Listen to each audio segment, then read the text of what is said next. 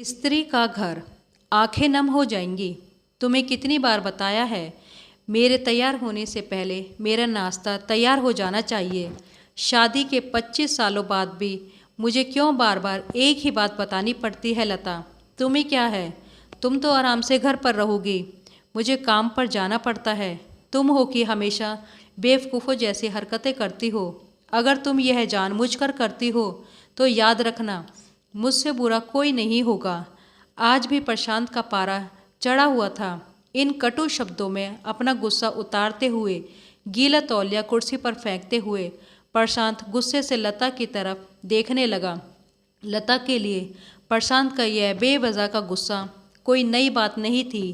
वह महीने में 3-4 बार ऐसे ही लता पर बरस पड़ता था। पहले पहले लता उसका विरोध किया करती थी, लेकिन जब कई सालों तक प्रशांत में कोई बदलाव नहीं दिखा तो लता ने खुद को ही बदल दिया।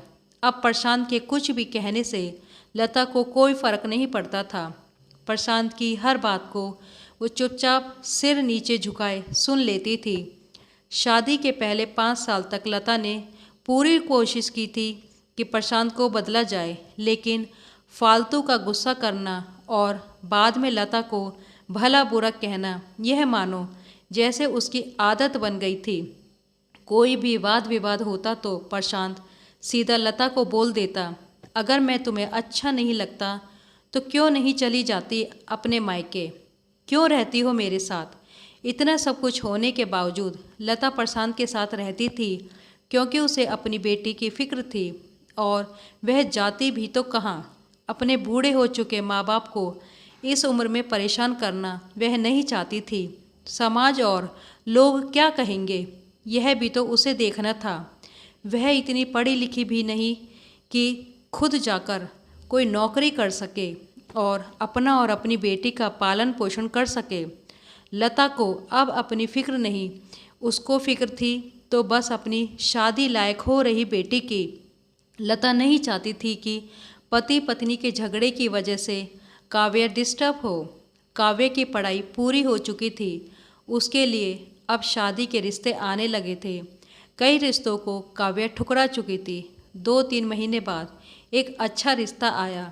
रिश्तेदारों और पहचान के लोगों ने भी लड़के के बहुत गुणगान किए। प्रशांत एक शाम अपनी बेटी के पास बैठकर उसे बताने लगा, काव्या बहुत अच्छा लड़का है, पढ़ा लिखा है, बड़ा घर है, बहुत अच्छी नौकरी है। ऐसे रिश्ते बार बार नहीं आते बेटा, इस बार मना मत करना। काव्या अपने पिता से ज़्यादा बात नहीं करती थी। शायद डरती थी या शायद नफरत करती थी, लेकिन आज वो अपनी पूरी हिम्मत इकट्ठा कर बोली, मुझे अभी शादी नहीं करनी है पापा, मैं नौकरी करना चाहती हूँ, खुद अपने पैरों पर खड़ी होना चाहती हूँ। हाँ तो उसमें क्या बड़ी बात है? मैंने लड़के से बात की है, वह तुम्हें किसी बात के लिए नहीं रोकेगा। तुम शादी के बाद भी नौकरी कर सकती हो, वह तुम्हें नौकरी के लिए परमिशन दे देगा। प्रशांत बोला, मेरा नौकरी करना या ना करना उसकी परमिशन पर क्यों डिपेंड रहेगा पापा? काव्या ने पूछा। मैं कह रहा हूँ न, तुम्हें किसी भी चीज़ की कमी नहीं होगी वहाँ। ऐसे रिश्ते बार बार नहीं आते, इसे ठुकराना मत, बहुत खुश रहोगे तुम वहाँ। प्रशांत बोला, पापा क्या मैं उतनी ही खुश रहूँगी जितनी मम्मी इस घर में खुश है?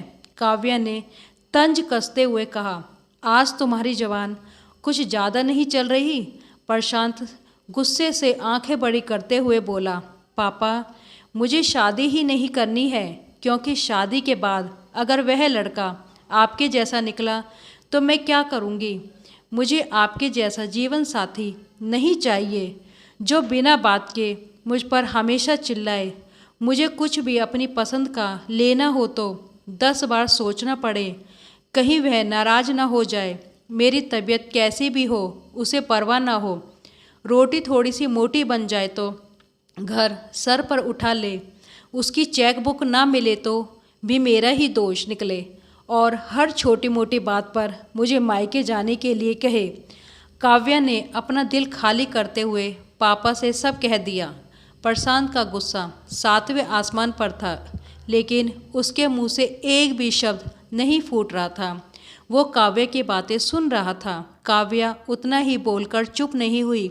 आज पहली बार वह अपने पापा के सामने इतना कुछ बोल रही थी। पापा, आपने माँ के साथ हमेशा गलत व्यवहार किया है। आप अपने ऑफिस का गुस्सा बिना सोचे समझे माँ पर उतार देते हैं। कभी इस बात की परवाह भी नहीं करते हो कि उन्हें कैसा लगता होगा। आपकी बातें सुन सुन माँ ने अपना स्वाभिमान ही खो दिया। प्रशांत आज पहली बार अपने किए बर्तावों को महसूस कर पा रहा था। वो इतना ही बोल पाया, जो तुम्हारा मन है वो करो। मैं तो इतना ही बुरा हूँ ना। काव्या ने प्रशांत का हाथ पकड़ा और बोली, पापा, मुझे सिर्फ एक सवाल का जवाब दे दो। क्या आप चाहोगे कि मेरा पति आपके जैसा हो? अगर आपका जवाब हाँ है तो कर दीजिए मेरा रिश्ता आज ही, और ना है तो मुझे आत्मनिर्भर बनने दीजिए। प्रशांत कुछ भी ना बोल पाया और वहाँ से चुपचाप बाहर चला गया। आज उसे लता के सामने जाने में शर्म आ रही थी। चलते चलते उसकी आंखों से आंसू बह रहे थे। प्रशांत ने आज से अपने आप को बदलने का निश्चय किया। अगले दिन से लता ने अपने पति में काफ़ी बदलाव देखा। वह सोचने लगी कि जो हिम्मत काव्या ने दिखाई है, वह हिम्मत अगर मैं पहले ही दिखा देती तो शायद आज परिस्थिति कुछ और ही होती।